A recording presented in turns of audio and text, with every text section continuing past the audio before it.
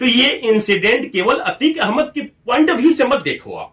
अतीक अहमद ने गलती किया, उसका सजा कोर्ट ने सजा, उसको उम्र कैद की सजा मिल गई। जो वीडियो सामने आई है वो विचलित करने वाली वीडियो है। आप उस वीडियो को देखो कि किस तरह से गोली मारा जा रहा है और कहां गोली मारा जा रहा है। अंडर पुलिस कस्टडी, पुलिस के अंडर ये गोली मारा जा रहा है। कि देखिए दबे जुबान ये बातें चल रही हैं कि हिंदुस्तान में एक समुदाय है जो अपने आप को असुरक्षित महसूस कर रहा है, सेफ महसूस कर रहा है। तो murder of democracy, Indian democracy, इस चीज को समझना बहुत जरूरी है। देश बहुत विषम परिस्थिति से गुजर रहा है, तो उसके अंदर यही सब चलेगा कि जब हिंदू होगा तो जय श्री राम होगा बोलेगा, और मुस्लिम होगा, जहां मुस्लिम का विधायक एमपी होगा उसका राजा होगा तो नारे तकबीर अल्लाहू अकबर का नारा लगाएगा। क्या यही सपना था हमारे पूर्वजों का? इसलिए भगत सिंह शहीद हुए, इसलिए अशफाकुल्ला खां शहीद हुए, इसलिए हमारे कितने मां बहनों के सिंदूर धुला गया। कौन सोचेगा इसके बारे में? ये परेशानी हमारी, मैं इसलिए परेशान हूं कि हमारे बच्चे हैं, आपके बच्चे हैं, चाहे वो हिंदू के बच्चे हो या मुसलमान के बच्चे हो, अगर इस तरह की मानसिकता हमने अपने बच्चों के अंदर डेवलप कर दिया, भर दिया, तो जब वो 20 और 22 साल के होंगे तो हमारे देश का हालत क्या होगा। लोग बोलते हैं कि योगी है तो मुमकिन है, मोदी है तो मुमकिन है, इनका डिक्टेटरशिप चल रहा है, इनका तानाशाही चल रहा है। अगर ये तानाशाही के मानसिकता से भी चलते हैं तो परमानेंट कोई जीने के लिए नहीं आया। BA, BCom, BSc, MA, MCom करें विश्व की सबसे बड़ी यूनिवर्सिटी इग्नू से। सॉल्व असाइनमेंट्स और गाइड बुक्स प्राप्त करें। संपर्क करें Mahakal computers, DAV PG college के पास, पंच मंदिरा मोड़ से दाहिने, सिवान। पटना IGIMS के मशहूर गैस्ट्रोएंट्रोलॉजिस्ट, पेट, आंत एवं लीवर रोग विशेषज्ञ डॉक्टर ब्रजेश कुमार सोमन इंडोस्कोपी की सुविधा के साथ अब आपके शहर सिवान में भी। पता है JT नर्सिंग होम, अड्डा नंबर 3 के पास। यूपी के CM योगी आदित्यनाथ कहते हैं इन माफियाओं को मिट्टी में मिला देंगे। और अतीक अहमद के पहले बेटे की गोली मारकर के STF के द्वारा मुठभेड़ में उसको मौत की घाट उतार दिया जाता है। और उसके बाद पूरे पुलिस फोर्स के बीच में, यूपी पुलिस के पूरे बीच में इतने हाई सिक्योरिटी होने के बावजूद 3 अपराधी आते हैं और आकर के अतीक अहमद और उसके भाई को एकदम से धनाधन पिस्टल से फायरिंग करके गोली मार के मौत की घाट उतार देते हैं। उसके बाद जय सिया राम के नारे भी लगाते हैं। क्या कहेंगे इस पे आप? देखिए, पहले तो आपने जो बोला कि योगी आदित्यनाथ जी जो उत्तर प्रदेश से मुख्यमंत्री है, उन्होंने विधानसभा में बोला कि माफियाओं को मिट्टी में मिला देंगे।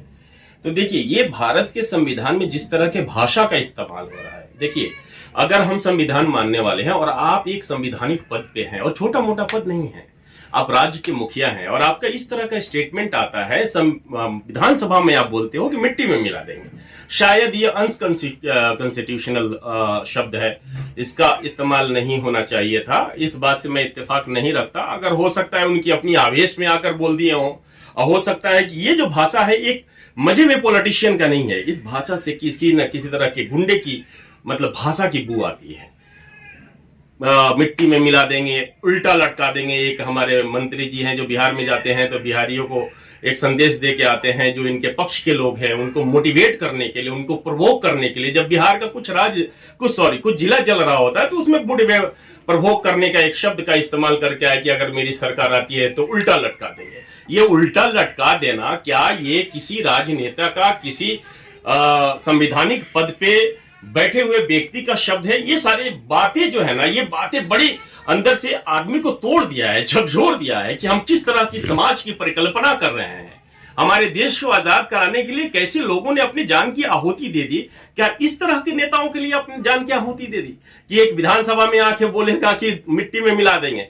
मैं आपके माध्यम से और आपके चैनल के माध्यम से ये पहले क्लियर कर दूं कि मैं किसी भी तरह के अपराध या अपराधी का समर्थन नहीं करता हूं।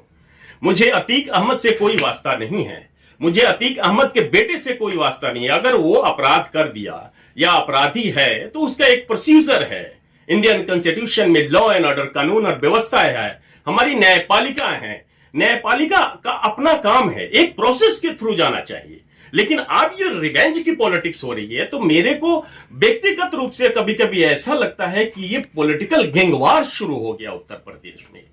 आप जो देख रहे हैं, कल जो इंसिडेंट हुआ अतीक अहमद के साथ, तो ये इंसिडेंट केवल अतीक अहमद के पॉइंट ऑफ व्यू से मत देखो आप। अतीक अहमद ने गलती किया, उसका सजा कोर्ट ने सजा, उसको उम्र कैद की सजा मिल गई।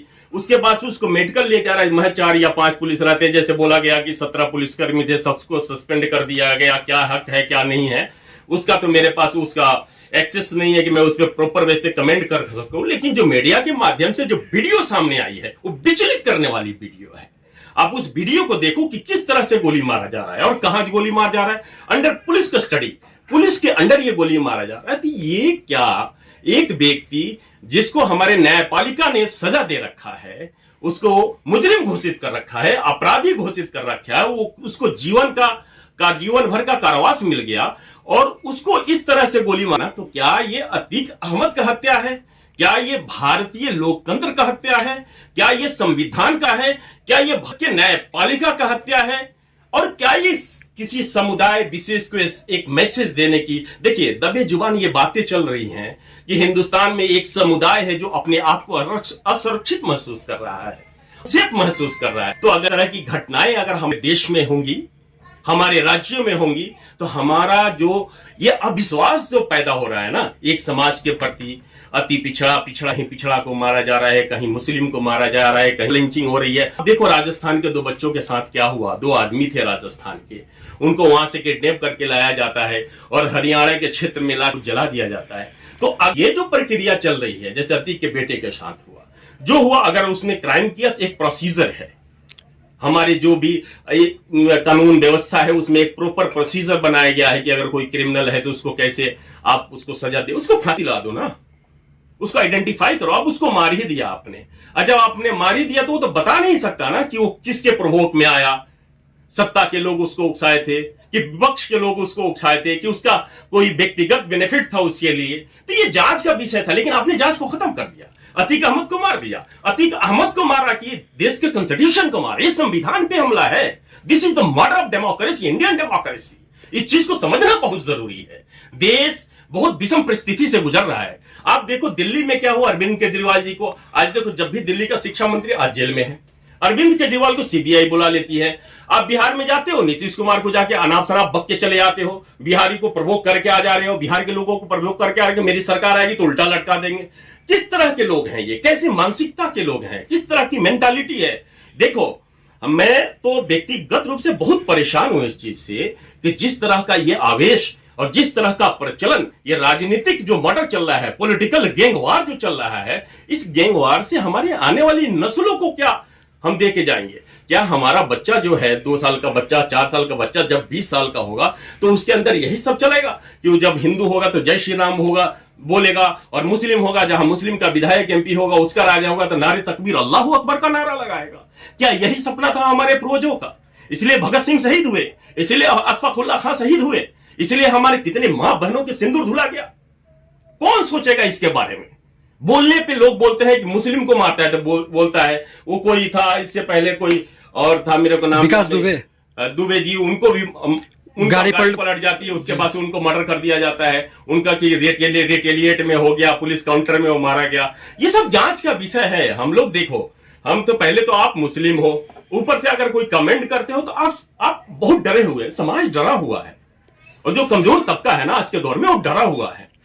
वो लोग पहले कहा ऐसा जा रहा है कि सर पहले वो लोग पुलिस की गाड़ी में आते हैं, फिर उसके बाद पुलिस से वहां से उतर करके बाहर आते हैं, और फिर उतनी पुलिस फोर्स के बीच में एकदम से डायरेक्ट पिस्टल से गोली मार करके उन दोनों भाइयों की जान ले ली जाती है। देखिए भाई, आपको एक बात बता रहा हूँ कि ये जांच का विषय है कि पुलिस की गाड़ी में आई या नहीं है, इसे मतलब ही नहीं है मेरे भाई। मैं इस बात पे जाना ही नहीं चाहता। फिर वो लोग जय श्री राम के नारे भी लगाते हैं, नारे लगा रहे हैं, जय श्री राम का नारे लगा रहे हैं। तो श्री राम एक मर्यादा पुरुषोत्तम श्री राम बोला जाता है। क्या श्री राम की आइडियोलॉजी ये क्या थी? ये थी क्या श्री राम की आइडियोलॉजी राक्षसी थी? क्या वो राक्षस थे? आदमी को खाने की उसकी आइडियोलॉजी देती है? क्या श्री राम के कहीं किसी प्रवचन में ये बोला गया है कि जो हिंदू सनातन को नहीं मानता, मुस्लिम को मानता है, सिख को मानता है, ईसाई को मानता है, तो उसको गोली मार दो? क्या भारत का संविधान इस चीज का इजाजत देता है? क्या हमारे प्रियम्बल में, क्या हमारे कॉन्स्टिट्यूशन, हमारे फंडामेंटल राइट्स है, यह हमारा जन्मसिद्ध अधिकार है, हमारे संविधान ने दिया है इसको कि हम जो चाहें जिस धर्म को मारें उस धर्म को माने, हमारा संविधान हमारी इजाजत देता है। यही बाबा साहब भीमराव के राम जी के जन्म पे लोग जयंती पे आज संविधान दिवस मना रहे हैं। कितनी हुआ 14 तारीख को, कितना हमारे हर्षोल्लास के साथ मनाया जा रहा है, लेकिन उसी संविधान को शरेआम जलील किया जा रहा है, शरेआम गोली मार दिया जा रहा है, उसी संविधान की हत्या हो रही है। लेकिन जितने भी सो कॉल्ड सेकुलर पार्टीज हैं, सेकुलर पार्टीज, मैं बोल रहा हूं, दोबारा इस पे एम्फसाइज कर रहा हूं, इस पे जोर दे रहा हूं कि जितने भी भारत की सेकुलर पार्टीज हैं, उनके मुंह में, उनके जबड़े में आवाज नहीं है, उनकी जुबानें बंद हो गई हैं। कौन बोलेगा इनके बारे में यार? कौन बचाएगा इस देश को? ये परेशानी हमारी, मैं इसलिए परेशान हूं कि हमारे बच्चे हैं, आपके बच्चे हैं, चाहे वो हिंदू के बच्चे हो या मुसलमान के बच्चे हो, अगर इस तरह की मानसिकता हमने अपने बच्चों के अंदर डेवलप कर दिया, भर दिया, तो जब वो 20 और 22 साल के होने, तो हमारे देश का हालत क्या होगा? लोग बोलते हैं कि योगी है तो मुमकिन है, मोदी है तो मुमकिन है, इनका डिक्टेटरशिप चल रहा है, इनका तानाशाही चल रहा है। अगर ये तानाशाही के मानसिकता से भी चलते हैं तो परमानेंट कोई जीने के लिए नहीं आया। हमारे धर्म में एक जगह आता है कुरान में, कुल्लु नफ्सिन ज़ाइक़तुल मौत, हर नफ्स को मौत का मजा चखना है। जो भी इस दुनिया में आया है, जिसके अंदर जीव है, उसको मरना है। तो मरने से कोई नहीं डरता, मौत तो बरहक है, मौत तो आनी है। लेकिन तुम जो भारत के संविधान का हत्या कर रहे हो, भारत के न्यायपालिका का हत्या कर रहे हो, ये शरेआम कैमरा के सामने जो भारत के न्यायपालिका का हत्या, ये चीरहरण हुआ संविधान का, इसके लिए कोई सो कॉल सेकुलर पार्टीज बोल नहीं रही है। तकलीफ इस बात का है, बात ये नहीं कि उत्तर प्रदेश की घटना है, बात ये नहीं कि बिहार की घटना है, बात यह है कि पूरे हिंदुस्तान के जितने भी पॉलिटिकल पार्टीज हैं आज भी बोलने के लिए तैयार नहीं है, क्योंकि उसका नाम अतीक था। अवैसी ने ट्वीट भी किया था सर। कोई अतीक होता है तो जो इस मानसिकता का आदमी होता है, उसके लिए अतीक और दुबे माने नहीं लगता। अवैसी जी ने ट्वीट भी किया था इस पूरे मामले पे। अवैसी जी ने ट्वीट करके कहा भी था कि जो हुआ है ये एक हत्या हुआ है। तो मर्डर है भाई, ये तो मर्डर है। मैं भी बोल रहा हूं, मैं अतीक का मर्डर नहीं बोल रहा हूं, मैं बोल रहा हूं ये कॉन्स्टिट्यूशन का मर्डर है, संविधान का मर्डर है। संविधान मारा जा रहा है भाई। किस आदमी को मारे जिसको सजा दे दिया, वो कहीं भागने की कोशिश नहीं कर रहा है, वो सुप्रीम कोर्ट में जाता है, बोलता है मेरे जान का खतरा है, सुप्रीम कोर्ट नहीं बोल रही है, सुप्रीम कोर्ट उसकी सुरक्षा की कोई गारंटी नहीं दी। शायद इसकी वजह से उनका मनोबल बढ़ गया और इस तरह का इंसिडेंट हो गया। लेकिन मेरा एक बात, मेरे जहन में ये बात आ रही है कि अगर एक आम नागरिक किसी को धमकी दे देता है कि मैं तुमको जान से मार देता हूं, कल उसका एक्सीडेंट हो जाता है तो जांच का विषय हो जाता है कि शायद उसने तो नहीं मरवा दिया। तो क्या ये बात, ये हमारे जो योगी आदित्यनाथ जी हैं, मुख्यमंत्री जी हैं, तो क्या कोर्ट उन पे संज्ञान लेगी उनके इस शब्द पे, जैसे आपने बोला कि माफियाओं को मिट्टी में मिला देंगे? क्या कोर्ट योगी आदित्यनाथ जी पे केस लॉन्च करेगी? क्या इस पे बनता है कि नहीं बनता? इसमें जांच होगा कि हो सकता है कि एक संवैधानिक पद पे बैठा हुआ व्यक्ति इस तरह के शब्द का इस्तेमाल करता है और कुछ इस मानसिकता के लोग जाके उसको गोली मार देते हैं, और गोली मारने के बाद उसी आइडियोलॉजी को मानने वाले लोग उसी तरह के उद्घोष का इस्तेमाल करते हैं, जय श्री राम का इस्तेमाल करते हैं। अगर वहां जय श्री राम की जगह नारे तकबीर अल्लाह अकबर का नारा लगा होता, आज क्या हालत होता देश का? आप सोचो इसके बारे में। ये किस तरह की राजनीति हो रही है, ये किस तरह का पॉलिटिकल गैंग वार चल रहा है। और ये बात नहीं है कि आज योगी है तो चले जाएंगे, लेकिन अगर योगी की जो मानसिकता है, अगर यही दबाने की मानसिकता, रिवेंज की पॉलिटिक्स होगी, तो फिर हमारा देश बर्बाद हो जाएगा। कल योगी की जगह कोई और नेता आएगा और फिर योगी के जितने लोग हैं उनसे बदला लेने लगेगा, तो हमारे बच्चों का भविष्य कहां है हिंदुस्तान में? मैं इस चीज से परेशान, मैं भी मीडिया के सामने नहीं आना चाहता था, लेकिन आज मजबूरी है कि अपनी बात को तो रखे। क्या पता क्या होगा इसके बाद, मेरे स्टेटमेंट सुनने के बाद मेरा क्या होगा नहीं होगा। ये दहशत का माहौल बनाया जा रहा है। डरते हैं आप भी भाई बोलने से? ये भारत है ना। कौन, एक शेर है कि यहाँ वसूल मोसवाद जिंदा है, तो फिर किसी का जख्म किसी के लिए चमन क्यों है। कहता है कि यहाँ कानून व्यवस्था जिंदा है, तो फिर किसी का जख्म किसी के लिए चमन क्यों है। और इसी जमीन के फर्जंद हम भी हैं, लेकिन हमारे लिए माहौल में घुटन क्यों है। ये किस तरह का आबो हवा बना दिया गया, किस तरह का वातावरण बना दिया है हमारे लिए, हमारे बच्चों के लिए, आपके बच्चों के लिए। ये अभी हिंदू हिंदू हो रहा है, कल मुसलमान मुसलमान होगा, परसों ईसाई ईसाई होगा। ये क्या हो रहा है भारत में?